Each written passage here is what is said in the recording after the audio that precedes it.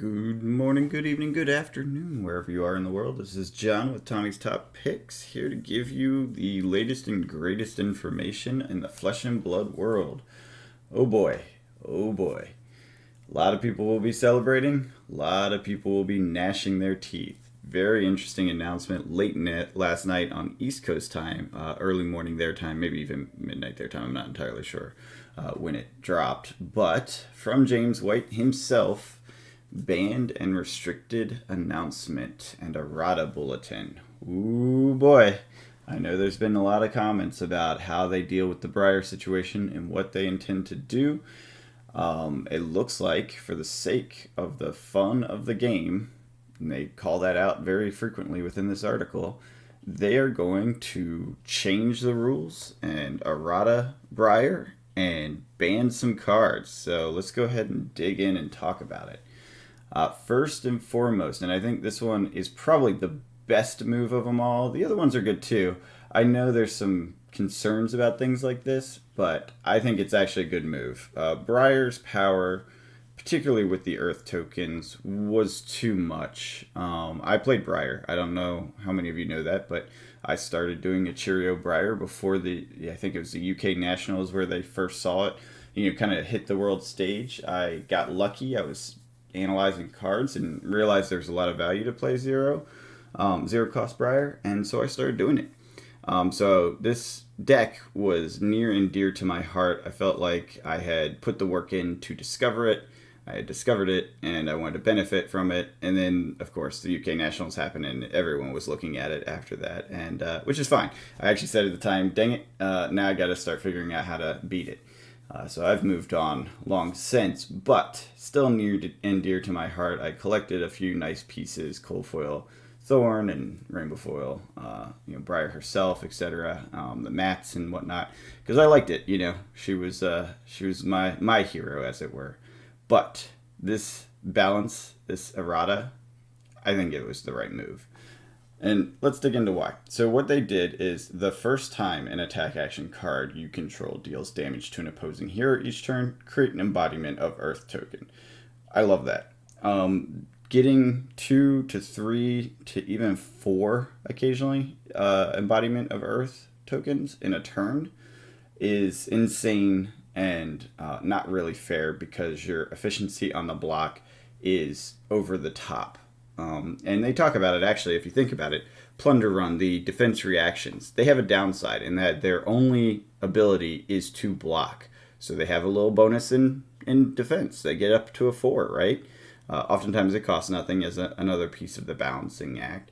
And if you look at it, that's supposed to be a power balance, a power block, because it doesn't do anything else. Well, it has its own mechanic like Sink Below and Opt for Fate Foreseen, but the point is that it doesn't have an attack, it doesn't have other ability to it, where most cards have multi-functionality type ability.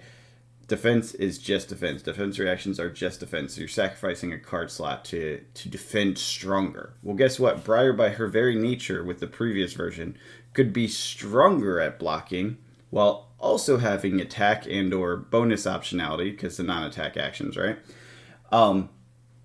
So it maximized your line of play. No matter what you did, you had the maximum line of play available to you. And that is not fun to play against, because it's a one-sided game. There's one puzzle, and it's on the Briar side. How do I optimize my death dealing? Which obviously everyone's trying to do, but there should be a dynamic, an uncertainty, an unknown, a gamble, if you will. And I like to think of Team Covenant's video they recently did. They did a very good video recently. You should check it out if you haven't seen it, where it talks about how the game is a lot like hands of poker. And you're betting. You're betting your character's life and resources against what is the unseen on the other side, because you don't know what's in the opponent's hand and you don't know how they can respond to what you're about to do. So you're betting that your hand's better, that you got the royal flush, as it were, while your opponent has, a pair of aces.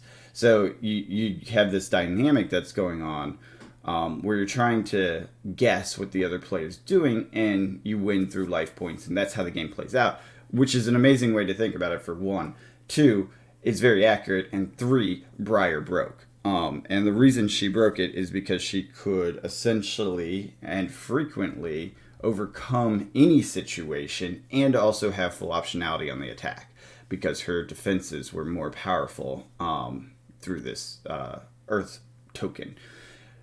The cool thing is, the rod is relatively simple, and apparently they're going to put out actual new versions of this card. I'm curious how that goes. Like, will I be able to trade in my foil stuff to get a new version that's written correctly but also foiled, or are they just going to give them out as like promos to hand out at your local LGSs? That's cool too. I don't know. I'm curious how they're going to do that change. Maybe it's just all future printings. Although, how many future printings are they going to have, right? With Tales Unlimited already out.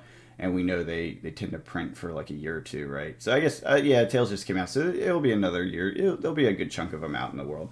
So anyways, very interesting. I think it's a correct balance. I had proposed that this be, if you have fused or something that was tied to the elemental component of it. But this actually, I think, is a better solution, more graceful solution, and easier to implement, frankly. So you still get the bonus. It gets you up to a 3 from a 2, because remember, her non-attack actions are mostly 2 defense, which gets you a fair block, but not an overpowered block, not comparable to running things that are, defense reactions. So now you have to think about running defense reactions with Briar if you're going up against a Bravo, because you need to stop that crush effect, right? So you're going to have to block for more than 3. So it might be useful to have a defense reaction in Arsenal instead of a 5th attack, or, well, I'm being facetious there, but, having another attack, because Briar likes to swing lots of attacks. I think this is great. I also think it might balance her more towards the Earth Lightning hybrid Briar, which I think is a powerhouse. There's a lot there, and you'll start seeing this in the meta. I'm speculating here. Force of Nature, it's going to be gold. You're going to see a lot more Earth-infused Briars, and maybe full Earth will be the ideal one. I haven't explored that one enough to know, but I know that the hybrid version has some real power combos, including something that is like a near infinite combo that really does bang out some damage and show her power. So cool. Briar actually becomes a complex hero with difficult challenges and a gamble like a poker game, just like every other hero. This is going to be awesome for the meta. I freaking love this, because as much as I love Briar and that I discovered, quote unquote, discovered the Cheerio stuff, it felt too much. And I'll talk about it because we have this other band coming up here in a second. But I'll talk about it. When I play this game, I am looking for a good fight. I want to go into it with a plan, execute on the plan, know my missteps, where I could have done something more efficiently or better, know that I played perfectly when I do play a perfect line, and also not know if I'm going to win. And this game delivers on that. That's one of the reasons I love this game so much, is because you often feel like it was such a close fight. Like if you just had one more turn, if you just swung this way differently, even if you lose, you feel good because you feel like there was a real fight there. That wasn't the case with Briar. And as a Briar player, it wasn't the case. It was simply boring easy. And to the point where I actually stopped playing it, because one, it was always winning. It was very hard to beat for others, and frankly, with it out in the meta, I wanted to find a way to beat it, so I started working on that puzzle instead. And it wasn't fun to play. It got boring. You do the same thing every turn. You swing with everything. You don't pitch anything, and you don't defend unless you have 3 embodiment tokens giving you, a 5 defense, which is overpowered defense, and then there's your value back for wasting a non-attack on a defense.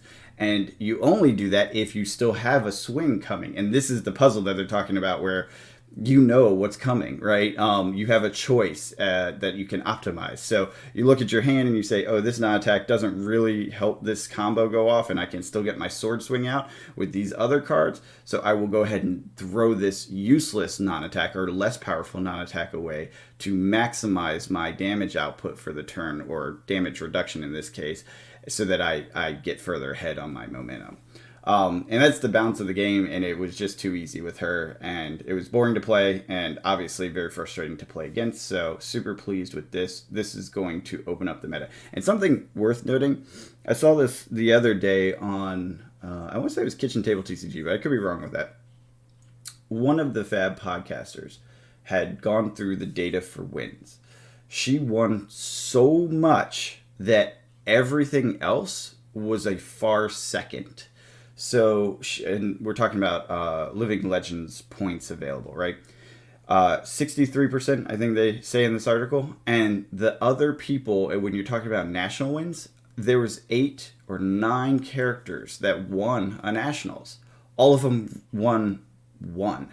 And Bravo won 2, I believe, and Briar won everything else. So it was like her way ahead, everyone else way behind. That's not fun, right? With this gone, we have all those other heroes now pop to hopefully an even level, and we're going to start seeing the battle for what the next meta is right before Everfest comes out, which is exciting as all get out, if you ask me. All right, let's move on to the other pieces that change this meta.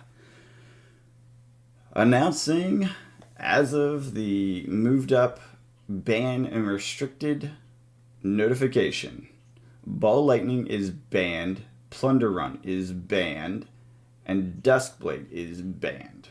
So Ball Lightning is banned in every format effective January 17th. Might as well go ahead and drop them out of your deck now because that's how it's going to be. Except for they're going to allow the New Zealand Championships to continue unimpeded by these bans, right? The errata will go into effect for the championship. So if you have a Lightning Briar deck, you can still play her. She just won't have as efficient blocking with the embodiment token. I honestly think it's fair because as a Briar player, when you play it, you're not blocking that often, so it shouldn't have that huge of an impact. It just means you won't get that super efficient turn, and your opponent now has a chance to gain tempo back with a big swing like a Bravo. But the reality is, and it also means you have to think about blocking a bit more, which costs you a bit more, and it's a better balance act in my opinion. So New Zealand and Australian national championships will go forward with only the Briar modified. These other things are basically, as soon as that's done, are in effect. So Ball Lightning is banned. I think that's probably the more controversial one, but people that don't like Briar and didn't play Ball Lightning that much probably think it's the other way around because they like Plunder Run, which is also now banned in Classic Constructed, that is. Ball Lightning had some synergies. I actually think that people misplayed it more often than we know, and that's because the whole concept of a chain ending, because it only affects the rest of the chain, is poorly understood by a lot of players, especially newer players. And so I think a lot of the anger at Ball Lightning is actually a misinterpretation of the rules, because if you use any equipment, if you use any actions, if you use any non-attack actions, that ends the chain. So that Ball Lightning is no longer effective for the rest of whatever happens. And I know with Briar, having a lot of non-attack actions, 50-50 ratio typically, to maximize her power, right? You're going to see chains broken up a lot. It's not as often that you'll see 2 non-attacks played first and then a Ball Lightning and then something else. You're usually going to see like a Ball Lightning, a non-attack probably, a Ball Lightning, another non-attack, which then that Ball Lightning's bonus damage does not carry through. It ends at that point because it's now a new chain. You should clean up the attack area and move into the next attack. When you do your next attack, I'm assuming you're doing a second attack and then the sword afterwards, because that was the combo I usually played. And when you do that, that Ball Lightning damage does not carry through. Ball Lightning damage will only carry through to the follow-on attack. And I forget the exact text. It may only be attack action cards, honestly. So it does have its own limiter. I don't think people played it right, mostly. I have definitely seen at my LGS, and I am guilty of this too, before I understood this, playing it and assuming that damage carried through for the rest of the turn. It does not. And I just think it's one of those things that was pretty misunderstood just because people don't fully understand the chain aspect of things. There's a great new video out by Dice Dominion, I think his name is the name of the group. Very, very good video on how the chain works, even Dice Commando, that's it. And even as the it has puzzles. Like, it basically says, okay, is this a turn 2 or is this a link 2 or a link 1? And it helps you kind of realize when these things break. And, everyone's made this mistake. This is not you people are dumb. No, I've made this mistake. Everyone's made this mistake. It is a very easy to make mistake. It's one of the detailed components about the rules of Flesh and Blood, which is so fun and amazing. It is very cool that this is part of the game, and it adds some very interesting dynamics to how the game is played if you play by the rules, which I think a lot of people probably misinterpret how powerful ball lightning is because they don't realize that part of the game. Because I think when you first start playing, you don't really think about chains closing, and they do more frequently than you think. Every time you crack that Hearten cross strap, you just broke the chain and you're starting a new chain. So any on-chain only effects are gone. Every time you use a Bravo ability, you broke the chain. Right, that's an action. Oh, maybe, is that an action or instant? I think that's an action. Any instances don't qualify for this, but the actions do. So definitely take a look at the Dice Commando video. It just came out the other day, so it should be easy to find. It's great, and it helps really illuminate how the chain works and how it can be closed. This affects anyone that's a multi-attack hero. Iras of the world probably have situations they've been kind of cheating at without realizing this. I think, who was the other one? Oh, Dorinthia, for sure, because she's got multiple that are like, for the rest of the combat chain, you get this bonus, right? There's a few that are for the rest of the turn, so those are legitimate chain close or not, right? But there's a few that the rest of this combat chain, you get, you know, a +2 or go again or whatever on all hits, or anytime something hits, something like that, right? And if you don't play that order right, it's wrong. Another one I know with Lumina Ascension, I think if you play that as a secondary to an attack or something, I forget the exact combo. He goes through that one in particular in the video, but Bolton characters have this issue too. So I think Ball Lightning probably isn't as powerful as people think. I think people were playing it wrong, and I think it made it not fun. And so it's a worthy ban, right? And that's fine by me because, frankly, there's plenty of other stuff out there. Now, their reasoning, and they have some pretty good reasoning, is that you see it in every deck. It was the only card, like it was the given card. If you're going to play Lightning, you're playing Ball Lightning. And the reality is that, again, is a little bit too much of a bend on the meta. Now, I'd argue it's probably way past its time to do this, but I'd argue, based on that same logic that it's in every competitive deck, Command and Conquer probably should have been banned too, using this logic, because it literally was in every competitive deck for years there. That said, those were early days. The card pool optionality wasn't there, so power is power when there's just so many things to choose from, and that's, and it has fallen out of grace, in my opinion. I could be wrong on that, but my understanding is that Command and Conquer just isn't as popular as it used to be. It's a powerful card. It is still a good card. It is a good card in the right situation. It's not the best card in every situation. So that's why I think it doesn't really need to be banned. It's just, if you use the same logic historically, there were cards that had this, like, is in every deck situation. Ball Lightning can only be applied to Lightning here, so it's clearly not in every deck.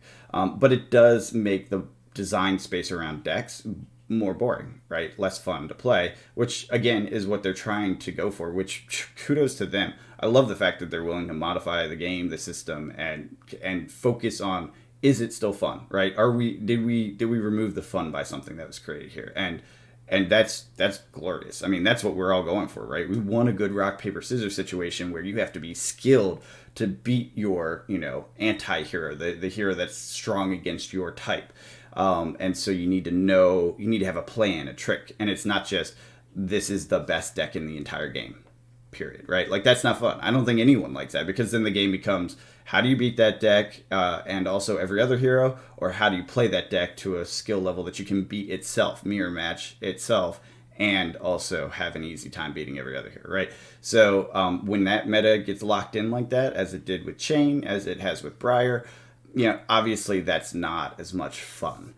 So I like this. I love that they're leaning towards the fun factor as the key component for bans and errata and stuff. Last one that's of big importance, Plunder Run is also banned in Classic Constructed. This one's tough. I know a lot of people will be upset about this because Plunder Run is like a cornerstone staple of so many decks. Their reasoning, again, I think makes sense. All competitive decks ran 6 to 9 copies, so it wasn't just a tool, it was the card you played. You throw in Lightning Press and Spellbound Creepers, which basically Plunder Run, I think, gives you a new action point at a surprise pace, at an instant pace, because of the way spellbound creepers go. So what ends up happening is you interact with them, you spellbound creeper, and you drop your plunder run, giving you a new attack chain. So they thought you were done, no go again on an attack that was coming in, and you end up surprising them with a card that comes in at instant speed, draws you a card, right? And gives you to go again, the ability to go again. I believe that's how it works. I could be wrong on that, but I believe that's it. And what that ends up doing is it becomes overpowered. Like, that is a super card. It was already a super card. We talked about this in my card analysis video because of its zero cost. I think if it cost 1, it would be less of a super card. But because it was so cheap, I think that made it ready to be overpowerful. And then, Spellbound Creepers really pushed it over the top. The thing they describe, I think, is the perfect and funny description of why it was broken. Plunder Run frequently makes hand evaluation default to defend with my entire hand and hope for the best. That is dead true. Because if there's an attack reaction, if they get through, they get a card, and that means they're swinging again. I mean, that recharge on draw is crazy powerful. I think there's some cards under Dorinthia that have a similar kind of tendency to slap with multiple card draws, but it's not nearly as prevalent because it's under only warrior class or whatever. Plunder Run being a generic, it's a little too powerful if you ask me, and I personally saw this coming. We have multiple conversations in our Discord, and I said Plunder Run is on the chopping block. Does it get chopped? I wasn't sure, obviously. Other people were saying no, it's Ball Lightning. I'm like, yeah, I mean, Ball Lightning is powerful for sure. I think it has its downside, and I think people don't play it well, or correctly rather. But yeah, it could be that too. So now it's both, which is fine by me. Honestly, it will open up the design space for new decks, and that's exciting. I mean, I love that stuff. You guys know. If you watch my card analysis stuff, I geek out on this, and boy, that's going to be great because there's so many options out there, so many unplayed cards because people rather play 9 Plunder Runs or 6 of the Ball Lightnings or whatever. There's like a lot of design space that now is available because you don't have to play these best cards, right? Whereas before, the pressure was there. They were the best cards. Like, they really were the most powerful, diverse, functional and multiple use cases cards, so you really did want to use them in every deck if you could. All right, so on to Blitz. Duskblade is banned. Yeah, that's fine. I made a defensive chain deck. It used Duskblade. It was so powerful that I stopped using it. I like the deck. I think the tech around the deck is good. I believe it's Hometown TCG that put the list out. Great list, by the way. Awesome. I modified it a little bit just to suit my playstyle, but the Duskblade part is over the top. It doesn't matter. I mean, you're going to win. You're pretty much going to win. It's not guaranteed, but it is very, very strong, and it ends up dominating the play. And so I switched it to Thorn, right, because that's a legitimate secondary. I also wanted to prep the deck to go up to a Classic Constructed format with it, which, basically add one of every card. That gets you from a Blitz to Classic Constructed. Obviously you tweak a little bit. And it gives you a core, and then you do a sideboard to deal with, challenging heroes, right? It works. It plays very differently, which is kind of fun if you do run across this list. Throw in the Thorn and then start thinking how you would modify the deck to help enhance the Thorn. There's definitely ways, and I'm working on that now. And it's a fun deck. Like, it's a lot of fun, actually, defensive chain.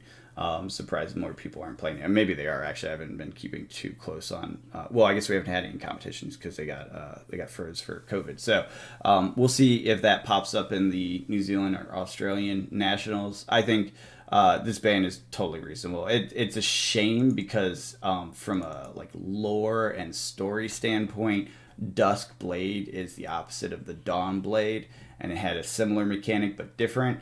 It was too easy to hold its pluses. Maybe if they had changed it to say you only keep your pluses if you hit, because there's often times where you'll play an attack and non-attack but not hit, and your pluses stay. And it's like, well, playing an attack and non-attack as a Rune Blade is a given. If you're not doing that, something seriously went wrong, right? So it's a little bit too easy to maintain its power. I think Dorinthia Dawnblade is a good one because you do often lose those pluses. You can't always make that work, and that's the balance. That's the trait of the game, right? Whereas this one, it's pretty much once you get it pumped, you're going to keep it pumped, and then that's that continual threat, and it's a continually building threat because you're going to get through often all a non-attack, and a swing. So it ended up with one line of play: non-attack, swing, non-attack, swing, defend with everything else, play out of banish zone to maximize hand usage. Again, it was powerful and ended up being not fun. I ditched it a while ago because it was not fun for the people I play with as well. So I switched to Rosetta Thorn in much closer fights. And in fact, since that point, that deck has been beaten on a few occasions, very close matches, like everyone's down to one life situation. So much more like the game I want to play, right? I want to play a game that's close. I want to play a game I can lose because then it's a fun game, right? You not having anything at risk means it gets boring. You just do the same thing over and over again and always win. That's not fun. So kudos to Flesh and Blood and James White and whoever else was involved in these design change decisions. I am super happy. I think this is going to be great for the meta, and I'm really excited to see how it plays out. And now I got to get back to brewing because, oh boy, there's going to be some heroes coming up. I think Visari's in the wings waiting to have its turn in the sunlight, which I know Rune Blade again. I don't care. I don't care what class it is. I am not angry about Rune Blades. They're fun. I think Kano has a real shot, particularly in Blitz. He was already a powerhouse, but now with Briar kind of out of the way, I think he's got a real go. And then obviously the new heroes, the Icelander's going to have a play here because although I think part of her is disrupting Briar, but I think now she can be a little bit more flexible in how she plays instead of just playing for disruption. And obviously we don't have the full card pool for that yet, so we'll have to see how that plays out. And then I know a lot of people love Bravo, that he's going to have he's basically the next in line for top contender because he's always been in the wings. So I fully expect him to be the first up, if you will. And then we see, a couple other things coming back. I mean, Prism was at the point of, taking out Chain while it was still a powerhouse, right? So Prism should be in line somewhere in there. I'm not sure why that dropped out. Maybe just Briar was such a counter to Prism that Prism wasn't viable anymore. I honestly didn't follow why people stopped playing her, but the reality is now she's back in the running. So what does that tell you? That means we have very strong, rock, paper, scissors, because you got your chain kind of aggro-y approach to decks. You have your setup decks in Bravo, and then you have your control in Prism, and all seem very viable going forward. So let's see how that plays, right? And I think Visari's a good setup deck because the one that's I think the scariest is OTK over the top, or one turn kill rather. So I really do think we're gonna have a really dynamic meta to look forward to in this coming year. So I'm pumped. And then we get a bunch of new cards here in a few weeks. And that's just going to change that whole brewing aspect. I'm pre-brewing. I'm just I already built an Icelander deck to test out.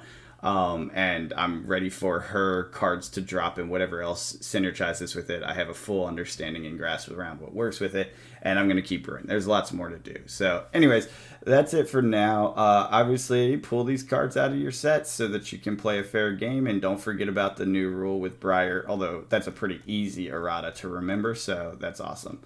Hope you like this information and content. I got it out as soon as I saw it. Well, that's not true. I saw it last night. I thought about it, and then I put this out in the morning. So for me, it is good morning. I got it out as soon as possible. So I hope you enjoy the content. Hit the like and subscribe button. Leave a comment. Let me know what you think. Is this BS? Are you mad about Plunder Run? Do you like the Ball Lightning ban? I know a lot of people really dislike that card. Let me know what you think. And we'll see you next time. Have a good one.